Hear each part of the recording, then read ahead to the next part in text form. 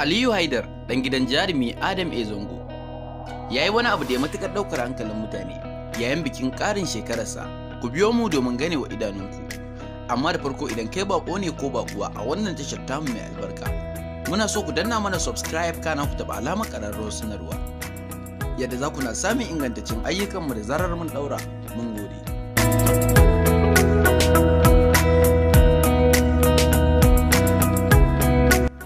Babban ɗan gidan jarumi Adam A. Zango wato Aliyu Haidar ya yi murnar cikar ƙarowar shekararsa, ma'ana birthday da turanci, wanda jarumai da dama a masana'antar shirya fina-finan Kannywood suka taya shi murnar haka. A cikin jaruman akwai jarumi Ali Nuhu, Rahama Sadau, Hadiza Gabon tare da Nafisat Abdullahi da dai sauransu, wanda suka taya shi wannan murna ta ƙara zagayowar ranar haihuwarsa.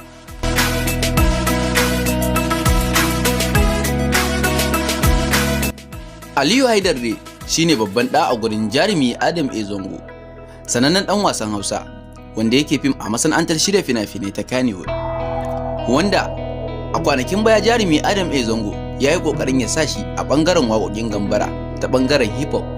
Sai dai a daidai lokacin jarumi Adam A. Zango da kanshi kuma ba da amsa da cewa Haidar ya nuna cewa baya son waƙoƙi, karatu yake so, to tunda karatu yake so za a tsaya masa a ɓangaren karatun da yake so. Ta dalilin haka ne yasa aka daina jin duriyar yaron kwata-kwata, sai a 'yan kwanakin nan da alamu cewa yaron zai dawo waka kamar yadda ya fara yi a baya.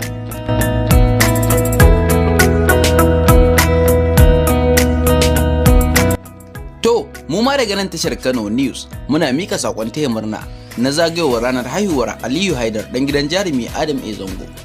Ku ci gaba da kasancewa da tashar mu domin samun labarai akan duk wani jarumi a masana'antar shirya fina-finai ta Kannywood da ma faɗin duniya baki ɗaya. Kar ku manta ku danna mana subscribe kana ku taɓa alamar ƙararrawar sanarwa, yadda za ku na samun ingantaccen ayyukanmu da zarar mun ɗaura. Mun gode.